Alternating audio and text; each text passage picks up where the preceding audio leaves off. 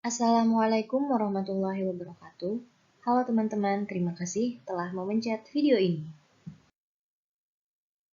Dalam rangka memenuhi tugas hidrologi dari dosen kami, yaitu Dr. Insinyur Roni Ridwan STMT, kami membuat video bertemakan siklus hidrologi.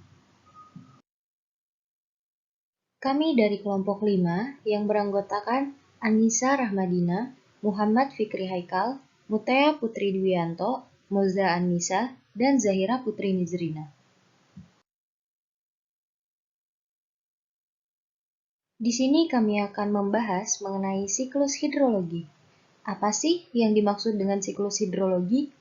Siklus hidrologi adalah sirkulasi air yang tidak pernah berhenti dari atmosfer ke bumi dan kembali lagi ke atmosfer melalui kondensasi, presipitasi, evaporasi, dan transpirasi. Berikut merupakan tahapan siklus hidrologi. Ada evaporasi, transpirasi, sublimasi, adveksi, kondensasi, intersepsi, presipitasi, runoff, dan yang terakhir, infiltrasi.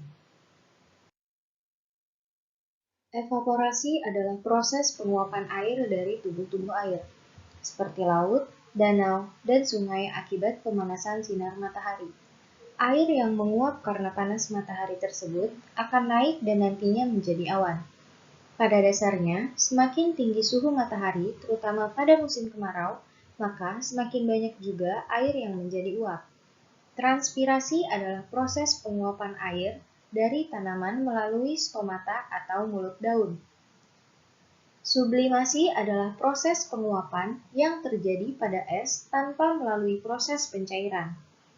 Intersepsi adalah proses tertahannya air hujan pada tanaman untuk kemudian terevaporasi kembali ke atmosfer. Kondensasi. Proses siklus hidrologi yang satu ini menampakkan perubahan wujud uap air menjadi titik-titik air di atmosfer, sehingga terbentuklah awan. Proses ini terjadi karena pengaruh rendahnya suhu udara di ketinggian atmosfer tertentu. Adveksi adalah proses pergerakan butiran air atau dalam bentuk awan secara horizontal dari satu tempat ke tempat lain.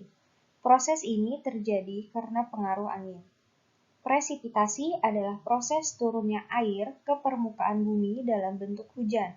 Jika presipitasi terjadi di daerah yang bersuhu rendah, maka presipitasi akan menghasilkan hujan salju. Runoff adalah pergerakan air hujan dari tempat yang tinggi ke tempat yang lebih rendah yang terjadi di permukaan bumi. Infiltrasi adalah proses peresapan air ke dalam tanah melalui pori-pori tanah. Akibat proses ini, air hujan dapat tersimpan menjadi air tanah. Air tanah ini secara lambat akan mengalir kembali ke laut. Ini merupakan contoh gambar atau ilustrasi dari siklus hidrologi. Terdapat 3 jenis siklus hidrologi. Yang pertama yaitu siklus pendek atau kecil, yang kedua siklus sedang, dan yang ketiga siklus panjang atau besar.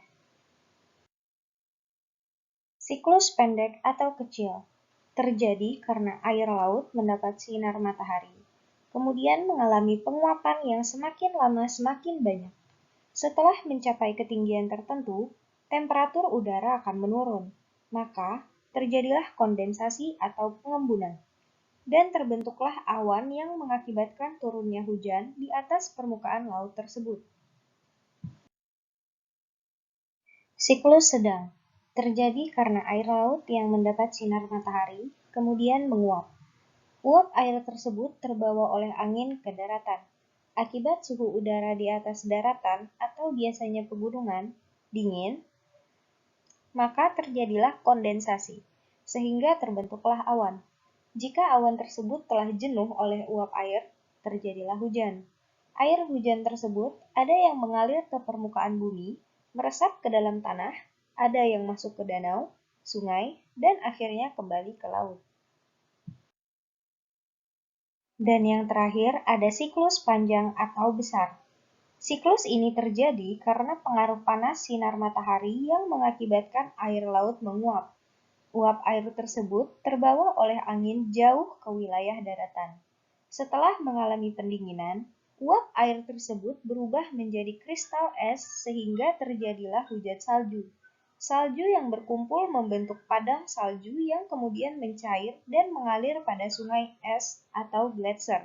Setelah mencair, akhirnya kembali ke laut. Itu saja yang dapat kelompok kami sampaikan. Semoga bermanfaat untuk teman-teman sekalian. Wassalamualaikum warahmatullahi wabarakatuh.